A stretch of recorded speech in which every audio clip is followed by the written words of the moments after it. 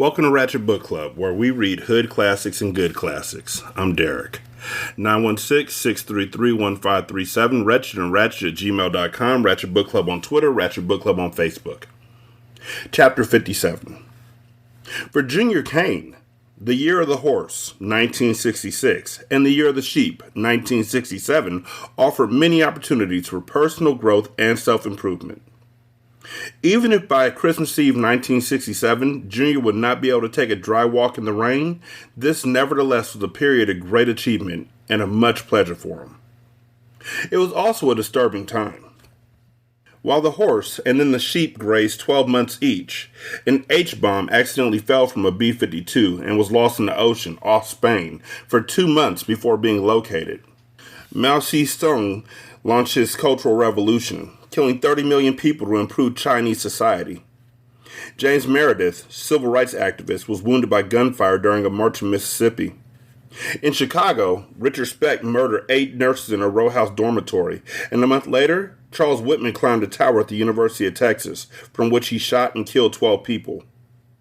Arthritis forced Sandy Koufax, star pitcher of the Dodgers, to retire. Astronauts Grissom, White, and Chaffee died earthbound in a flash fire that swept their Apollo spacecraft during a full-scale launch simulation.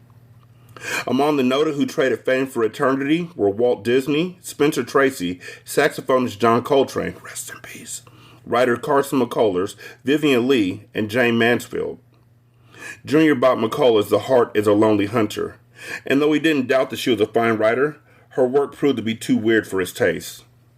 During these years, the world was rattled by earthquakes, swept by hurricanes and typhoons, plagued by floods and droughts and politicians, ravaged by disease. And in Vietnam, hostilities were still underway. Junior wasn't interested in Vietnam anymore, and he wasn't in the least troubled by the other news. These 2 years were disturbing to him only because of Thomas Vanadium. Indisputably croaked, the maniac cop was nevertheless a threat. For a while, Junior had convinced himself that the quarter in his cheeseburger in December '65 was a meaningless coincidence, unrelated to vanadium. His short tour of the kitchen in search of the perpetrator had given him reason to believe that the diner's sanitary standards were inadequate. Recalling the greasy men on that culinary death squad, he knew that he had been fortunate not to discover a dead rodent spread eagle on the melted cheese, or an old sock. But on March 23, 1966, after a bad date with Frida Bliss, who collected paintings by Jack Lentery, an important new artist, Junior had an experience that rocked him, added significance to the episode in the diner, and made him wish he hadn't donated his pistol to the police project that melted guns into switchblades. During the 3 months preceding the March incident, however, life was good. From Christmas through February, he dated a beautiful stock analyst and broker, Tammy Bean, who specialized in finding value in companies that had rewarding relationships with brutal dictators. She was also a cat lover, working with the Kitten Conservatory to save abandoned felines from death in the city pound. She was a charity's investment manager. Within 10 months, Tammy grew $20,000 in conservatory funds into $250,000 by speculating in the stock of a South African firm that hit it big selling germ warfare technology to North Korea, Pakistan, India, and the Republic of Tanzania, whose chief import was sisal. For a while, Junior profited enormously from Tammy's investment advice, and the sex was great. As a thank you for the hefty trading commission she earned, and not incidentally for all the orgasms, Tammy gave him a Rolex. He didn't mind her 4 cats, didn't even care when the 4 grew to 6, and then to 8. Regrettably, at 2 a.m. February 28th, waking alone in Tammy's bed, Junior sought her out and found her snacking in the kitchen. Forsaking a fork in favor of her fingers, she was eating a horse meat-based cat food out of the can, and chasing it with a glass of cream. Thereafter, he was repelled at the prospect of kissing her, and their relationship fell apart. During this same period, having subscribed to the opera, Junior attended a performance of Wagner's The Ring of the Nibelung. Thrilled by the music, but unable to understand a word of the play, he arranged German lessons with a private tutor. Meanwhile, he became an accomplished meditator. Guided by Bob Chicane, Junior progressed from concentrated meditation with seed, the mental image of a bowling pin, to meditation without seed. This advanced form is far more difficult because nothing is visualized, and the purpose is to concentrate on making the mind utterly blank. Unsupervised meditation without seed in sessions longer than an hour entails risk. To his horror, Junior would discover some of the dangers in September. But first, March 23rd, the bad day with Frida Bliss, and what he discovered in his apartment when he came home that night. As spectacularly busty as the not yet dead Jane Mansfield, Frida never wore a bra. In 1966, this free-swinging style was little seen. Initially, Junior didn't realize bralessness was a declaration of Frida's liberation. He thought it meant she was a slut. He had met her in a university adult extension course entitled Increasing Self-Esteem Through Controlled Screaming. Participants were taught to identify harmful repressive emotions and dissipate them through the authentic vocal imitations of a variety of animals. Highly impressed by the spot-on hyena scream with which Frida purged herself of the childhood emotional trauma inflicted by an authoritarian grandmother, Junior asked her to go out with him. She owned a public relations firm specializing in artists, and over dinner she rhapsodized about the works of Jack Lentery. His current series of paintings, emaciated babies against backdrops of ripe fruit and other symbols of plenty, had critics swooning. Delighted to be dating someone who lived neck deep in culture, especially after 2 months with Tammy Bean, the money maven, Junior was surprised he didn't score with Frida on the first date. He was usually irresistible even to women who weren't sluts. At the end of their second date, however, Frida invited Junior up to her apartment to see her Lentery collection and, no doubt, to take a ride on the cane ecstasy machine. She owned several canvases by the painter, received by partial payment of his PR bills. Lentery's work met the criteria of great art, about which Junior had learned in art appreciation courses. It undermined his sense of reality, left him wary, filled him with angst and with loathing for the human condition, and made him wish he hadn't just eaten dinner. As she commented on each masterpiece, Frida grew steadily less coherent. She had drunk a few cocktails, the better part of a bottle of Cabernet Sauvignon, and 2 after-dinner brandies. Junior liked women who drank a lot. They were usually amorous or, at least, unresistant. By the time they reached the 7th painting, alcohol and rich French cuisine and Jack Lentery's powerful art combined to devastate Frida. She shuddered, leaned with one hand on the canvas, hung her head, and committed an act of bad PR. Junior hopped backwards just in time, out of the splash zone. This ended any hope of romance, and he was disappointed. A less self-controlled man might have seized a nearby bronze vase, fashioned to resemble dinosaur stool, and stuffed her into it, or vice versa. When Frida finished retching and passed out in a heap, Junior left her on the floor and immediately set out to explore her rooms. Ever since he had searched Vanadium's house over 14 months ago, Junior had enjoyed learning about other people by touring their homes in their absence. Because he was unwilling to risk arrest for breaking and entering, these explorations were rare, other than in the homes of women whom he had dated long enough to justify swapping keys. Happily, in this golden age of trust and easy relationships, as little as a week of hot sex could lead to key-level commitment.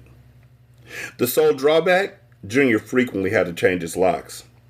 Now, since he didn't intend to date this woman again, he grabbed the only chance he might ever had to learn the intimate, eccentric details of her life.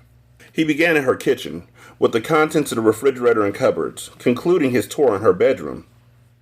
Of the curiosities Junior uncovered, Frida's weapons interested him the most. Guns were stashed throughout the apartment, revolvers, pistols, and 2 pistol-grip shotguns, 16 altogether.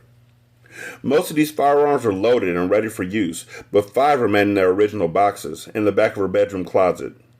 Evidently, considering the original bill of sale taped to each of the 5 box handguns, she must have acquired all the weapons legally.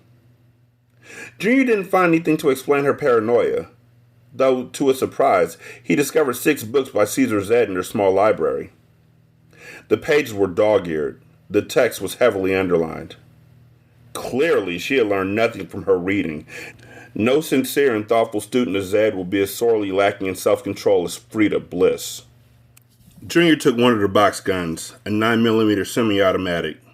Months would probably pass before she noticed a pistol missing from the back of her closet, and by then she wouldn't know who had taken it. A supply of ammunition lined the bottom of all the dressers and bureau drawers, concealed by underwear and other garments. Junior appropriated a box of 9mm cartridges. Leaving Frida unconscious and reeking, a condition in which her brawlessness had no power to arouse him, Junior left. 20 minutes later, at home, he poured sherry over ice. Sipping, he stood in the living room, admiring his 2 paintings. With a portion of his profits from Tammy Bean's stock picks, Junior had bought a second painting by Sklint.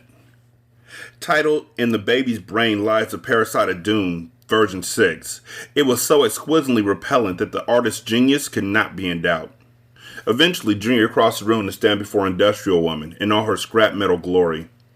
Her soup-pot breast reminded him of Frida's equally abundant bosom, and unfortunately her mouth, open wide in a silent shriek, reminded him of Frida retching. His enjoyment of the art was diminished by these associations, and as Junior turned away from Industrial Woman, his attention was suddenly captured by the quarters. 3 lay on the floor at her gear wheel and meat cleaver feet. They had not been here earlier. Her metal hands were still crossed defensively over her breasts. The artist had welded large hexagonal nuts to her raked teen fingers to suggest knuckles, and balanced on one nut was a 4th quarter, as though she had been practicing while Junior was out, as though someone had been there this evening to teach her this coin trick. The 9mm pistol and the ammunition were on the foyer table. With trembling hands, Junior tore open the boxes and loaded the gun. Trying to ignore its phantom toe, which itched furiously, he searched the apartment. He proceeded carefully, determined not to shoot himself in the foot accidentally this time. Vanadium wasn't here, alive or dead.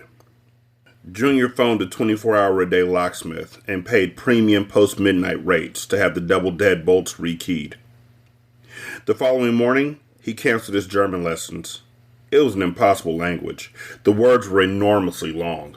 Besides, he couldn't any longer afford to spend endless hours either learning a new language or attending the opera. His life was too full, leaving him insufficient time for the Bartholomew search. Animal instinct told Junior that the business with the quarter in the diner, and now these quarters in his living room, were related to his failure to find Bartholomew, Seraphim White's bastard child. He couldn't logically explain the connection, but as Zed teaches, animal instinct is the only unalloyed truth we'll ever know. Consequently, he scheduled more time every day with the phone book. He had obtained directories for all 9 counties that, with the city itself, comprised the Bay Area. Someone named Bartholomew had adopted Seraphim's son and named the boy after himself. Junior applied the patience learned through meditation to the task at hand, and instinctively, he soon evolved a motivating mantra that continuously cycled through his mind when he studied the telephone directories. Find the father, kill the son. Seraphim's child had been alive as long as Naomi had been dead, almost 15 months. In 15 months, Junior should have located the little bastard and eliminated him. Occasionally he woke in the night and heard himself murmuring the mantra aloud, which apparently he had been repeating ceaselessly in his sleep. Find the father. Kill the son. In April, Junior discovered 3 Bartholomews. Investigating these targets, prepared to commit homicide, he learned that none had a son named Bartholomew or had ever adopted a child. In May, he found another Bartholomew. Not the right one. Junior kept a file on each man, nevertheless, in case instinct later told him that one of them was, in fact, his mortal enemy. He could have killed them all, just to be safe, but a multitude of dead Bartholomews, even spread over several jurisdictions, would sooner or later attract too much police attention. On the 3rd of June, he found another useless Bartholomew, and on Saturday, the 25th, 2 deeply disturbing events occurred. He switched on his kitchen radio only to discover the paperback writer, yet another Beatles song, had climbed to the top of the charts, and he received a call from a dead woman. Tommy James and the Shondells, good American boys, had a record farther down the charts, Hanky Panky, that Junior felt was better than the Beatles tune. The failure of his countrymen to support homegrown talent aggravated him. The nation seemed eager to surrender its culture to foreigners. The phone rang at 3:20 in the afternoon, just after he had switched off the radio in disgust. Sitting at the breakfast nook, the Oakland telephone directory open in front of him, he almost said, "Find the father, kill the son," instead of, "Hello?" "Is Bartholomew there?" a woman asked. Stunned, Junior had no answer. "Please, I must speak to Bartholomew," the caller pleaded with quiet urgency. Her voice was soft, almost a whisper, and charged with anxiety, but under other circumstances it would have been sexy. "Who is this?" he demanded, although for a demand the words came out too thin, too squeaky, like, "Who is this?" Who is this? Who is this? Deep voice, deep voice. "Who is this?" Too deep. Okay, whom calls me? "I've got to warn Bartholomew. I've got to." "Who is this?" Fathoms of silence flooded the line. Still, she listened. He sensed her there, though as if at a great depth. Recognizing the danger of saying the wrong thing, the potential for self-incrimination, Junior clenched his jaw and waited. When at last the caller spoke again, her voice sounded kingdoms away. "Will you tell Bartholomew?" Junior pressed the receiver so tightly to his head that his ear ached. Further away still. "Will you tell him?" "Tell him what?" "Tell him Victoria called to warn him." Click. She was gone. He didn't believe in the restless dead, not for a minute, because he hadn't heard Victoria Bressler speak in so long, and then only on 2 occasions. That's day and night. Ugh. And because the woman on the phone had spoken so softly, Junior couldn't tell whether or not their voices were one and the same. No. Impossible. He had killed Victoria almost a year and a half before this phone call. When you were dead, you were gone forever. Junior didn't believe in gods, devils, heaven, hell, life after death. He put his faith in one thing, himself. Yet through the summer in 1966, following this call, he acted like a man who was haunted. A sudden draft, even if warm, chilled him and caused him to turn in circles, seeking the source. In the middle of the night, the most innocent of sounds could scramble him from bed and send him on a search of the apartment, flinching from harmless shadows and twitching at looming invisibilities that he imagined he saw at the edges of his vision.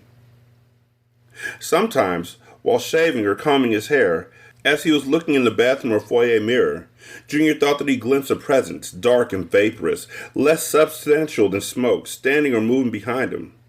At other times, this entity seemed to be within the mirror. He couldn't focus on it, study it, because the moment he became aware of the presence, it was gone. These were stress-induced flights of the imagination, of course. Increasingly, he used meditation to relieve stress. He was so skilled at concentrated meditation without seed, blanking his mind, that half an hour of it was as refreshing as a night's sleep. Late Monday afternoon, September 19th, Junior returned wearily to his apartment from another fruitless investigation of a Bartholomew, this one across the bay in Corte Madera. Exhausted by his unending quest, depressed by lack of success, he sought refuge in meditation. In his bedroom, wearing nothing but a pair of briefs, he settled onto the floor, on a silk-covered pillow filled with goose down. With a sigh, he assumed the lotus position, spine straight, legs crossed, hands at rest with the palms up. 1 hour, he announced, establishing a countdown. In 60 minutes, his internal clock would rouse him from a meditative state. When he closed his eyes, he saw a bowling pin, a leftover image from his with seed days. In less than a minute, he was able to make the pin dematerialize, filling his mind with featureless, soundless, soothing white nothingness. White nothingness. After a while, a voice broke the vacuum-perfect silence. Bob Chicane, his instructor.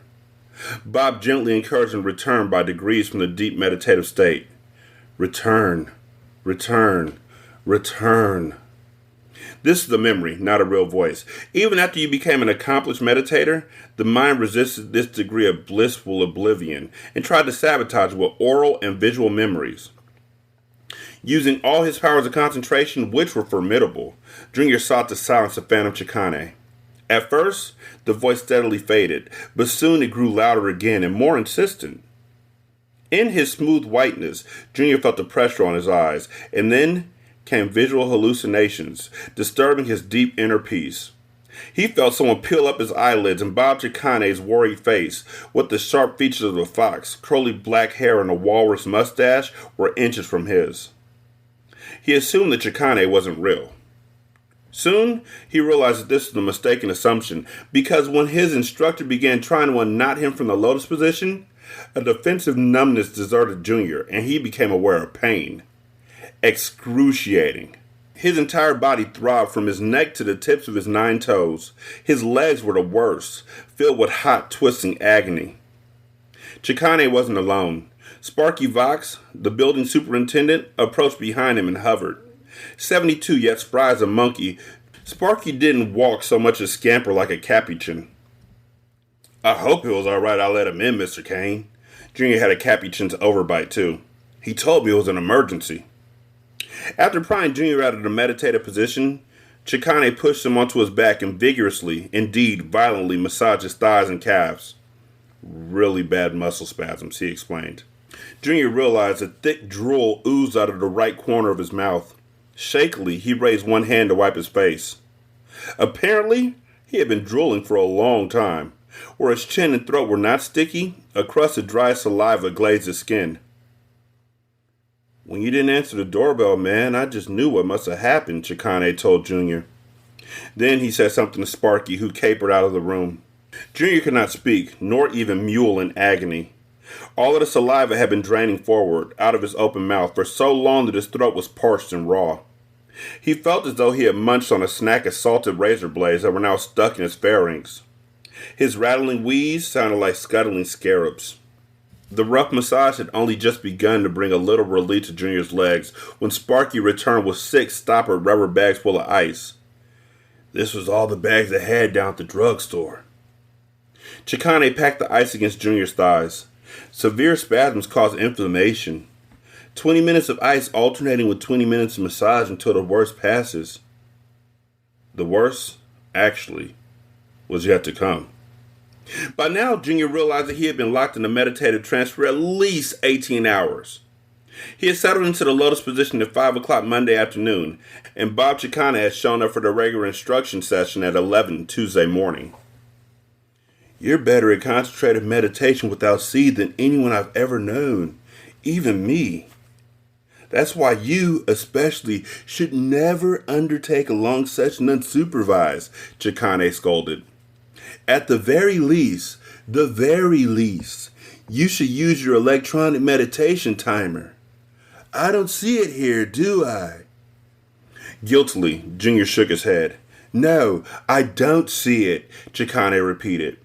There's no benefit to a meditation marathon. 20 minutes is enough, man. Half an hour at the most. You relied on your eternal clock, didn't you? Abashed, Junior nodded. And you set yourself for an hour, didn't you? Before Junior could nod, the worst arrived. Paralytic bladder seizures. He had been thankful that during the long trance he hadn't wet himself. Now, he would have gladly accepted any amount of humiliation rather than suffer these vicious cramps. Oh, my lord, Chikane groaned as he and Sparky half-carried Junior into the bathroom. The need for relief was tremendous, inexpressible, and the urge to urinate was irresistible, and yet he could not let go.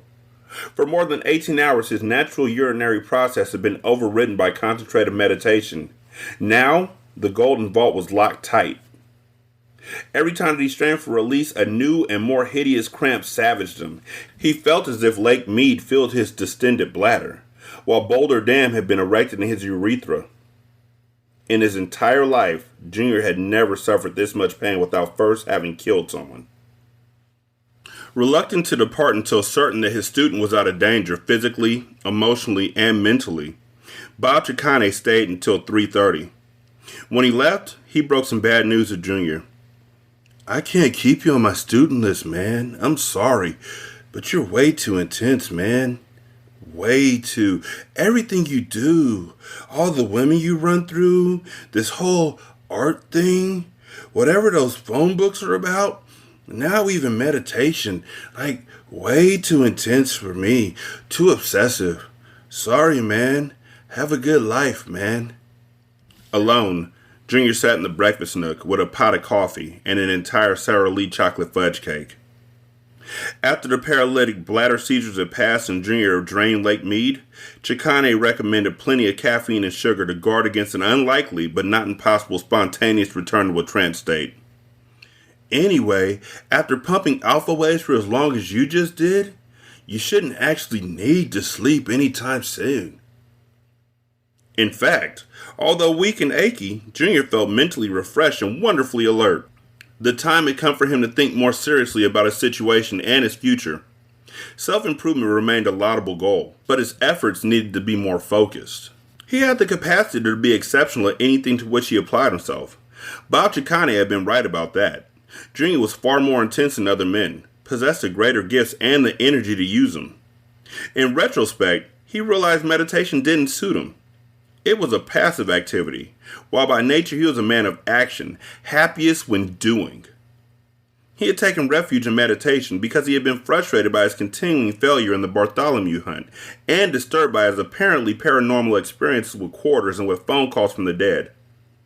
More deeply disturbed than he had realized or had been able to admit. Fear of the unknown is a weakness, for it presumes dimensions to life beyond human control. Zed teaches that nothing is beyond our control, that nature is just a mindlessly grinding machine with no more mysteries in it than we'll find in applesauce. Furthermore, fear of the unknown is a weakness also because it humbles us. Humility, Caesar Zed declares, is strictly for losers. For the purpose of social and financial advancement, we must pretend to be humble.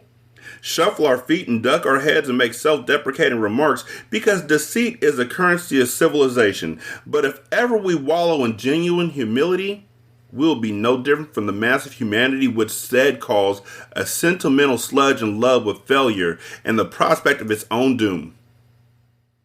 Gorging on fudge cake and coffee to guard against a spontaneous lapse into meditative catatonia, Junior manfully admitted that he had been weak, that he had reacted to the unknown with fear and retreat instead of bold confrontation. Because each of us can trust no one in this world but ourselves, self-deceit is dangerous.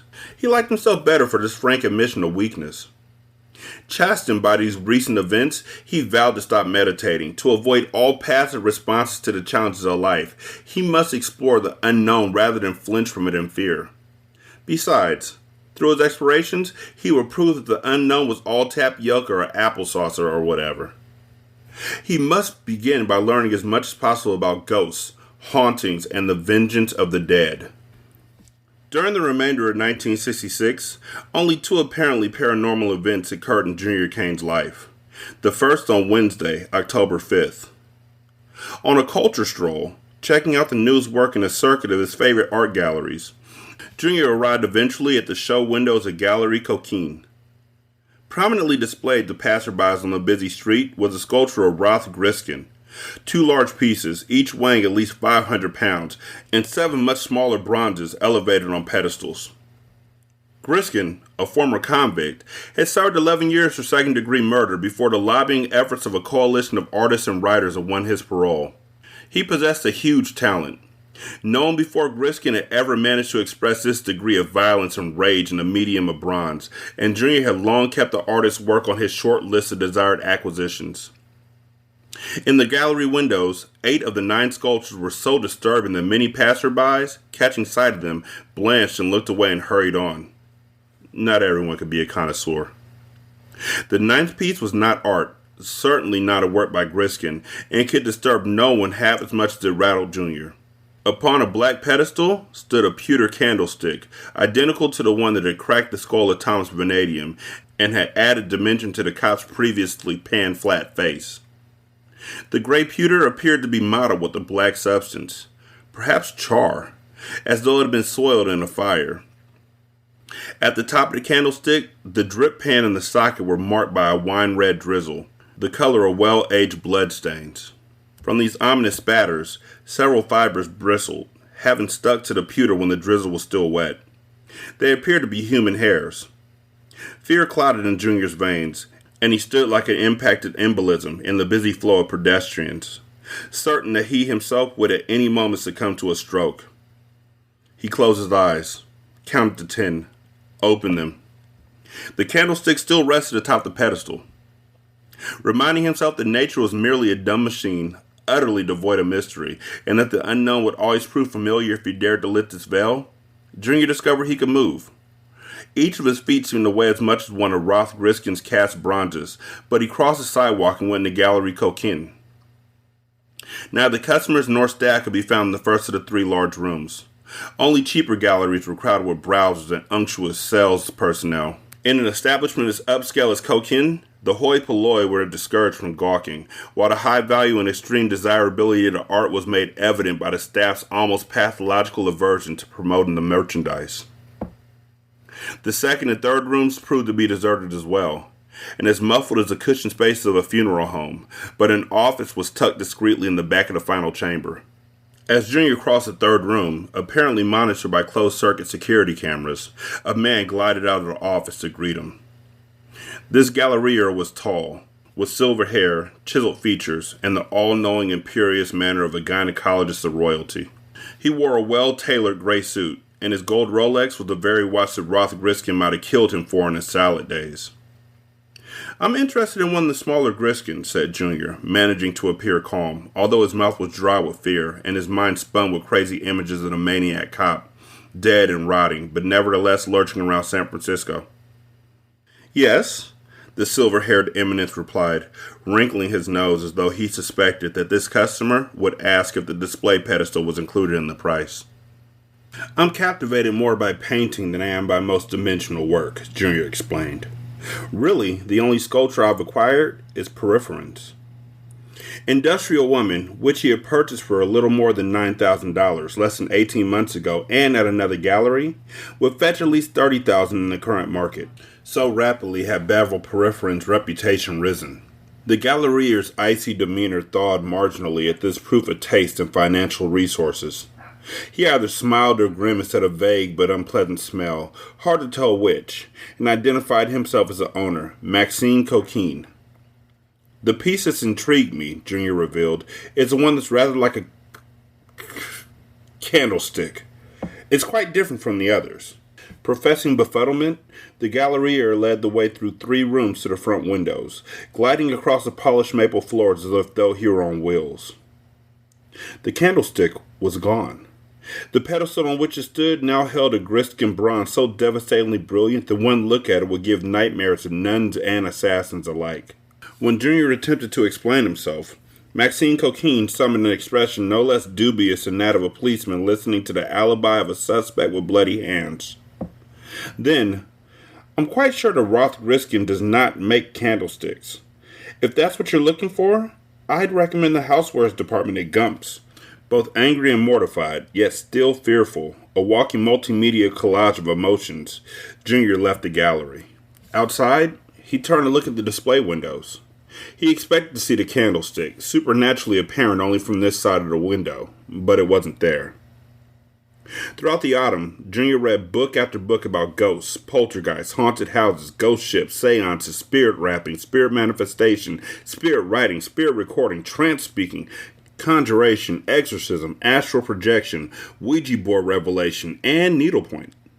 He had come to believe that every well-rounded, self-improved person ought to have a craft at which he excelled, and needlepoint appealed to him more than either pottery making or decoupage.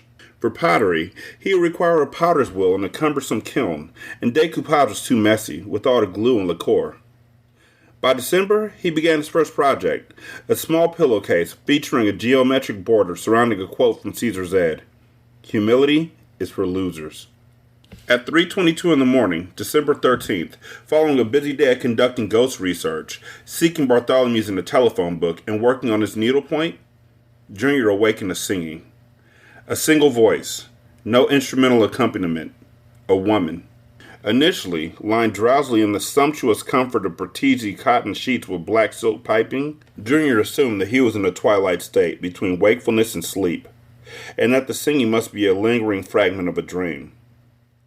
Although rising and falling, the voice remained so faint that he didn't at once identify the tune. But when he recognized someone to watch over me, he sat up in bed and threw back the covers. Switching on the lights as he went, Junior sought the source of the serenade. He carried the 9mm pistol, which would have been useless against a spirit visitor, but his extensive reading about ghosts hadn't convinced him that they were real. His faith in the effectiveness of bullets, and pewter candlesticks for that matter, remained undiminished. Although faint and somewhat hollow, the woman's crooning was pure and so on note that this a cappella rendition fell as pleasantly on the ear as any voice sweetened by an orchestra. Yet the song had a disturbing quality as well, an eerie note of yearning, longing, a piercing sadness. For want of a better word, her voice was haunting. Junior stalked her, but she eluded him. Always, the song seemed to arise from the next room, but when he passed through the doorway into that space, the voice then sounded as if it came from the room that he had just left. 3 times the singing faded away, but twice, just when he thought that she had finished, she began to croon again. The 3rd time, the silence lasted. This venerable old building, as solidly constructed as a castle, was well insulated. Noises in other apartments rarely penetrated to Junior's. Never before had he heard a neighbor's voice distinctly enough to comprehend the words spoken, or, in this case, sung. He doubted that the singer had been Victoria Bressler, dead nurse, but he believed this was the same voice he had heard on the telephone, back on the 25th of June, when someone purporting to be Victoria had called with an urgent warning for Bartholomew. At 3:31 a.m., even the early winter dawn wasn't near, yet Junior was too awake to return to bed. Though sweet, though melancholy, never ominous, the ghostly singer had left him feeling threatened. He considered taking a shower and getting an early start on the day, but he kept remembering Psycho, Anthony Perkins dressed in women's clothes and the wielding a butcher knife. Needlepoint brought no sanctuary. Junior's hands trembled just badly enough to make accurate stitching impossible. His mood ruled out reading about poltergeists and such. Instead, he sat in the breakfast nook with his phone books and resumed the grueling search for Bartholomew. Find the father, kill the son. In just 9 days, Junior bedded 4 beautiful women, one on Christmas Eve, the next on Christmas night, the third on New Year's Eve, and the fourth on New Year's Day. For the first time in his life, and on all 4 occasions, his joy in the act was less than complete. Not that he failed to perform well. As always, he was a bull, a stallion, an insatiable satyr. None of his lovers complained. None had the energy for complaint when he was finished with them. Yet something was missing.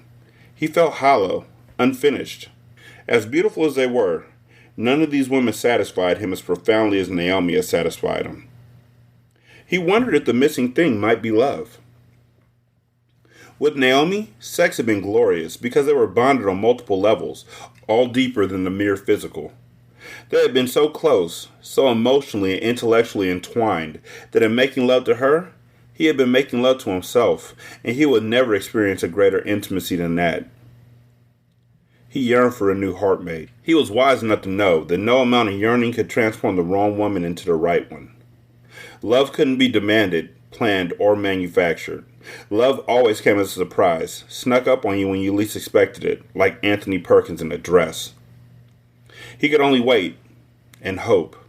Hope became easier to sustain when late 1966 and 1967 brought the biggest advance in women's fashion since the invention of the sewing needle, the miniskirt, and then the micro-mini. Already, Mary Quant, of all things a British designer, had conquered England and Europe with her splendid creation, and now she brought America out of the dark ages of psychopathic modesty. Everywhere in the fabled city, calves and knees and magnificent expanses of taut thighs were on display. This brought out the dreamy romantic in Junior, and more than ever he yearned desperately for the perfect woman, the ideal lover, the matching half of his incomplete heart. Yet the most enduring relationship he had all year was with the ghostly singer. On February 18th, he returned home in the afternoon from a class in spirit channeling and heard singing as he opened his front door. That same voice, and the same hateful song, as faint as before, repeatedly rising and falling. Quickly, he searched for the source, but in less than a minute, before he could trace the voice, it faded away. Unlike that night in December, this time the singing didn't resume. Junior was disturbed that the mysterious chanteuse had been performing when he wasn't home. He felt violated, invaded. No one had actually been here, and he still didn't believe in ghosts, so he didn't think a spirit had been wandering his home in his absence. Nevertheless, his sense of violation grew as he paced these now songless rooms, mystified and frustrated. On April 19th, the unmanned Surveyor 3, after landing on the lunar surface, began transmitting photos to Earth. And when Junior stepped out of his morning shower, he again heard the eerie singing, which seemed to arise from a place more distant, more alien than the moon. Naked, dripping, he roamed the apartment. As on the night of December 13th, the voice seemed to arise from thin air, ahead of him, then behind him, to the right, but now to the left. This time, however, the singing lasted longer than before, long enough for him to become suspicious of the heating ducts. These rooms had 10-foot ceilings, and the ducts opened high on the walls. Using a 3-step folding stool, he was able to get near enough to one of the vent plates in the living room to determine whether it might be the source of the song. Just then, the singing stopped. Later in the month, from Sparky Vox, Junior learned the building had a 4-pipe, fan-coil heating system serving discrete ductwork for each apartment. Voices couldn't carry from resident to resident in the heating-cooling system because no apartments shared ducting. Throughout the spring, summer, and autumn of 1967, Junior met new women, betted a few, and had no doubt that each of his conquest experiences with him was something she had never known before. Yet he still suffered from an emptiness in the heart. He chased after none of these lovelies beyond a few dates, and none of them pursued him when he was done with them, although surely they were distressed if not bereft at losing him. The spectral singer didn't exhibit her blood and bone sister's reluctance to pursue her man. On a morning in July, Junior was visiting the public library, poring through the stacks in search of exotic volumes on the occult, when the phantom voice rose nearby. Here the singing sounded softer than in his apartment, little more than a murmur, and also threadier. 2 staff members were at the front desk when last he had seen them, out of sight now and too far away to hear the crooning. Junior had been waiting at the doors when the library opened, and thus far he had encountered no other patrons. He couldn't see into the next aisle through the gaps between rows of books, because the shelves had solid backs. The tunes made maze walls, a webwork of words. He first eased from aisle to aisle, but soon moved more quickly, convinced that the singer would be found beyond the next turn, and then the next. Was that her trailing shadow he had glimpsed, slipping around the corner ahead of him? Her womanly scent lingering in the air after her passage? Into new avenues of the labyrinth he moved, but then back again, back upon his own trail, twisting, turning, from the occult to modern literature, from history to popular science, and here the occult once more. Always the shadow glimpsed so fleetingly and so peripherally that it might have been imagination. The scent of a woman no sooner detected than lost again the perfumes of aging paper and bindery glue. Twisting, turning, until abruptly he stopped, breathing hard, halted by the realization that he hadn't heard the singing in some time. Into the autumn of 1967, Junior reviewed hundreds of thousands of phone listings, and occasionally he located a rare Bartholomew. In San Rafael or Marinwood, in Greenbrae or San Anselmo, located and investigated and cleared them of any connection with Seraphim White's bastard baby. Between new women and needlepoint pillows, he participated in seances, attended lectures given by ghost hunters, visited haunted houses, and read more strange books. He even set for the camera of a famous medium, whose photographs sometimes revealed the auras of benign or malevolent presences, hovering in the vicinity of her subject, though in his case, she could discern no telltale sign of a spirit. On October 15th, Junior acquired a 3rd squint painting. The heart is home to worms and beetles, ever squirming, ever swarming, version 3. To celebrate, upon leaving the gallery, he went to the coffee shop at the Fairmont Hotel, atop Nob Hill, determined to have a beer and a cheeseburger. Although he ate more meals in restaurants than not, he hadn't ordered a burger in 22 months, since finding the quarter embedded in a half-melted slice of cheddar in December of '65. Indeed, since then, he had never risked a sandwich of any kind in a restaurant, limiting his selections to food that were served open on the plate. In the Fairmont coffee shop, Junior ordered french fries, a cheeseburger, and coleslaw. He requested the burger be served cooked, but unassembled, the halves of the buns turned face up, the meat patty positioned separately on the plate, 1 slice each of tomato and onion arranged beside the patty, and a slice of unmelted cheese on a separate dish. Puzzled but accommodating, the waiter delivered lunch precisely as requested. Junior lifted the patty with a fork, found no quarter under it, and put the meat on 1/2 of the bun. He constructed a sandwich from these fixings, added ketchup and mustard, and took a great, delicious, satisfying bite. When he noticed a blonde staring at him from a nearby booth, he smiled and winked at her. Although she was not attractive enough to meet his standards, there was no reason to be impolite. She must have sensed his assessment of her and realized that she had little chance of charming him, for she turned at once away and never looked in his direction again. With the successful consumption of the burger and with the addition of the third squint to his collection, Junior felt more upbeat than he had been in quite a while. Contributing to his better mood was the fact that he hadn't heard the Phantom Singer in longer than 3 months, since the library in July. 2 nights later, from a dream of worms and beetles, he woke to her singing. He surprised himself by sitting up in bed and shouting, "Shut up, shut up, shut up!" Faintly, someone to watch over me continued unabated. Junior must have shouted "shut up" more than he realized, because the neighbors began to pound on the walls to silence him. Nothing he had learned about the supernatural had led him closer to a belief in ghosts and all that ghosts implied. His faith still reposed entirely in Enoch Kane Jr., and he refused to make room on his altar for anyone or anything other than himself. He squirmed deep under the covers, clamped a plump pillow over his head to muffle the singing, and chanted, "Find the Father, kill the Son," until at last he fell exhausted and asleep. In the morning, at breakfast, from this calmer perspective, he looked back at his tantrum in the middle of the night and wondered if he might be in psychological trouble. He decided not. In November and December, Junior studied arcane texts on the supernatural, went through New Women at a pace prodigious even for him, found 3 new Bartholomews, and finished 10 needlepoint pillows. Nothing in his reading offered a satisfactory explanation for what was happening to him. None of the women filled the hole in his heart, and all the Bartholomews were harmless. Only the needlepoint offered any satisfaction, but though Junior was proud of his craftsmanship, he knew that a grown man couldn't find fulfillment in stitchery alone. On December 18th, as the Beatles' Hello Goodbye rocketed up the charts, Junior boiled over with frustration at his inability to find either Love or Seraphim's Baby. So he drove across the Golden Gate Bridge to Marin County and all the way to the town of Terra Linda, where he killed Bartholomew Prosser. Prosser, 56, a widower, an accountant, had a 30-year-old daughter, Zelda, who was an attorney in San Francisco. Junior had driven to Terra Linda previously to research the accountant. He already knew Prosser had no connection to Seraphim's fateful child. Of the 3 Bartholomews that he had turned up recently, he chose Prosser because, burdened by the name Enoch, Junior felt sympathy for any girl whose parents had cursed her with Zelda. The accountant lived in an old white Georgian house on a street lined with huge old evergreens. At 8 o'clock in the evening, Junior parked 2 blocks past the Target house. He walked back to the Prosser residence, gloved hands in the pockets of his raincoat, collar turned up.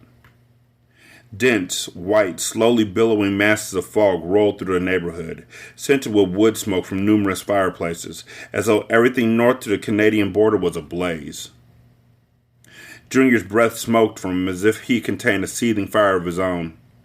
He felt the sheen of condensation arise on his face, cold and invigorating. At many houses, strings of Christmas lights painted patterns of color at the eaves, around the window frames, and along the porch railings. Also blurred by fog, the Junior seemed to be moving through a dreamscape with Japanese lanterns. The night was hushed, but for the barking of a dog in the great distance. Hollow, far softer than the ghostly singing that had recently haunted Junior, the rough voice of his hound nevertheless stirred him, spoke to an essential aspect of his heart. At the Prosser house, he rang the bell and waited. As punctilious as you might expect any good accountant to be, Bartholomew Prosser didn't delay long enough to make it necessary for Junior to ring the bell twice. The porch light came on. In the far away, at the limits of night and fog, the dog bit off his bark in expectation. Less cautious than the typical accountant, perhaps mellow in this season of peace, Prosser opened the door without hesitation. "This is for Zelda," Junior said, ramming forward across the threshold with a knife. Wild exhilaration burst through him like pyrotechnics blazing in the night sky, reminiscent of the rush of excitement that followed his bold action on the fire tower. Happily, Junior had no emotional connection to Prosser, as he had to beloved Naomi. Therefore, the purity of his experience wasn't diluted by regret or empathy. So quick, this violence, over even as it began. Because he had no interest in aftermath, however, Junior suffered no disappointment at the briefness of the thrill. The past was past, and as he closed the front door and stepped around the body, he focused on the future. He acted boldly, recklessly, without scoping the territory to be sure Prosser was alone. The accountant lived by himself, but a visitor might be present. Prepared for any contingency, Junior listened to the house until he was certain that he needed the knife for no one else. He went directly to the kitchen and drew a glass of water at the sink faucet. He swallowed 2 antiemetic tablets that he had brought with him to guard against vomiting. Earlier, before leaving home, he had taken a preventive dose of paregoric. For now, at least, his bowels were quiet. As always, curious about how others lived, or in this case, had lived, Junior explored the house, poking in drawers and closets. For a widower, Bartholomew Prosser was neat and well organized. As home tours went, this one was notably less interesting than most. The accountant appeared to have no secret life, no perverse interest that he hid from the world. The most shameful thing Junior found was the art on the walls. Tasteless, sentimentalized realism, bright landscapes, still lifes of fruit and flowers, even an idealized group portrait of Prosser, his late wife, and Zelda. Not one painting spoke to the bleakness and terror of the human condition. Mere decoration, not art. In the living room stood a Christmas tree, and under the tree lay prettily wrapped presents. Junior enjoyed opening all of them, but he didn't find anything he wanted to keep. He left by the back door, to avoid the aftermath seeping across the foyer front. Fog enveloped him, cool and refreshing. On the drive home, Junior dropped the knife down a storm drain in Larkspur. He tossed the gloves in a dumpster in Corte Madera. In the city again, he stopped long enough to donate the raincoat to a homeless man who didn't notice a few odd stains. This pathetic hobo happily accepted the fine coat, donned it, and then cursed his benefactor, spat at him, and threatened him with a claw hammer. Junior was too much of a realist to have expected gratitude. In his apartment once more, enjoying a cognac and a handful of pistachios as Monday changed to Tuesday, he decided that he should make preparations for the possibility that he might one day leave incriminating evidence in spite of his precautions. He ought to convert a portion of his assets into easily portable and anonymous wealth, like gold coins and diamonds. Establishing 2 or 3 alternate identities with documentation will also be wise.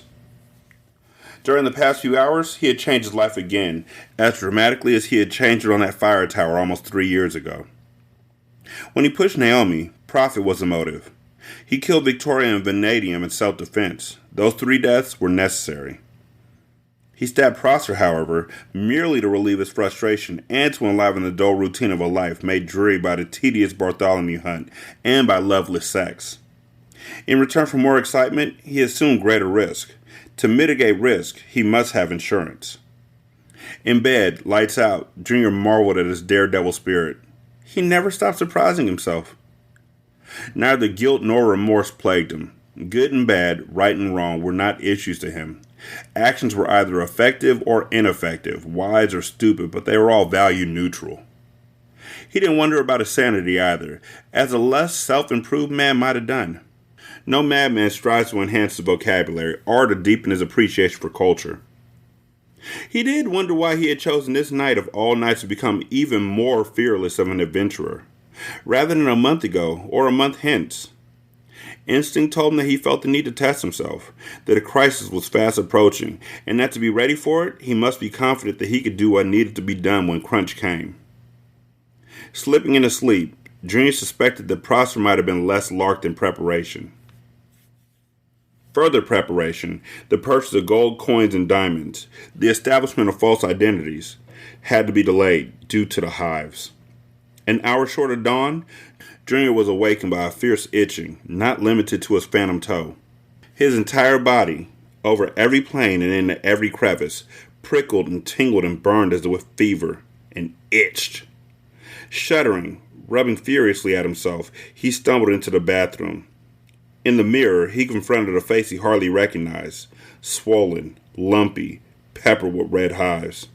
For 48 hours, he pumped himself full of prescription antihistamines, immersed himself in bathtubs brimming with numbingly cold water, and lathered himself with soothing lotions. In misery, Gripped by self-pity, he dared not think about the 9mm pistol he had stolen from Frida Bliss. By Thursday, the eruption passed from him.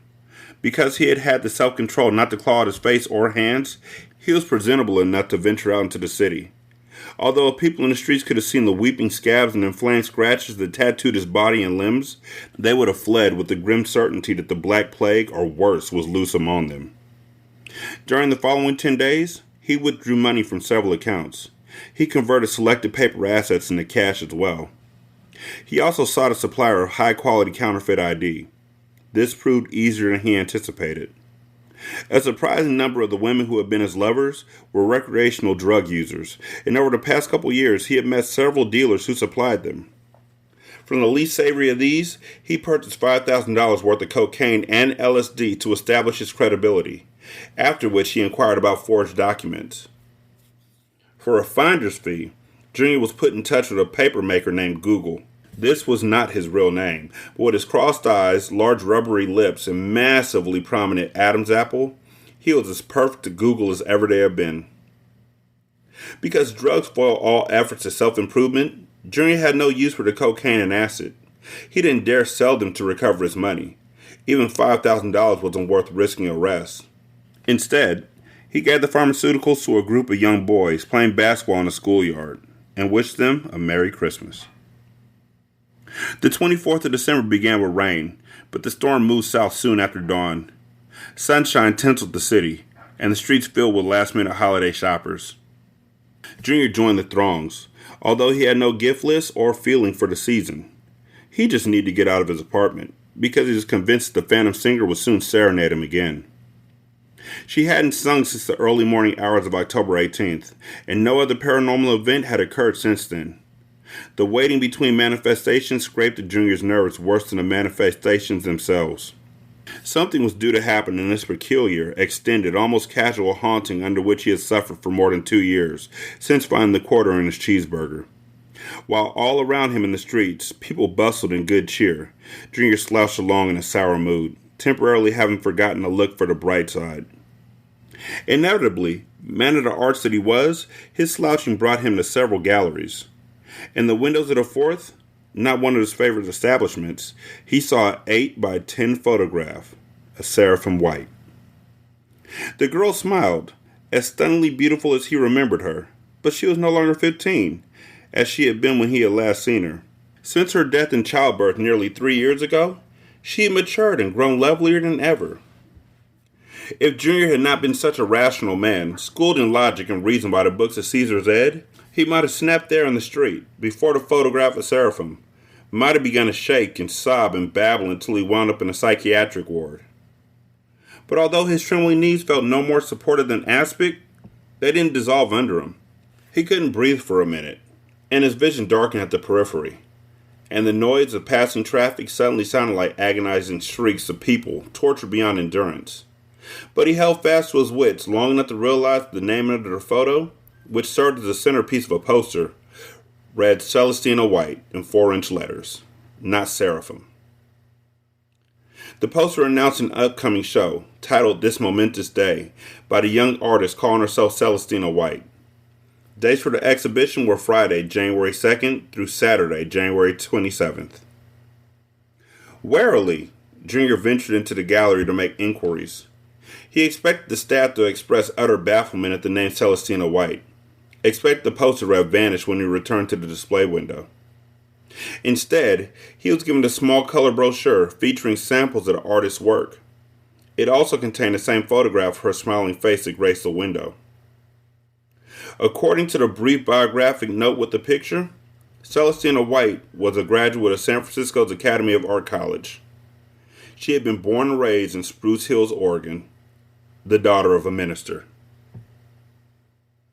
916-633-1537, ratchet@gmail.com, Ratchet Book Club on Twitter, Ratchet Book Club on Facebook. Leave a review on Spotify, leave a review on Podchaser, copy and paste that in the Good Pods, copy and paste that in the Apple Podcasts. You could donate to the show at patreon.com/single simulcast or at buymeacoffee.com/sscast, or on the Good Pods app there's a tip jar. Thank y'all so much for listening. I greatly appreciate it. Y'all be good. I'm going to holler at you later. Peace.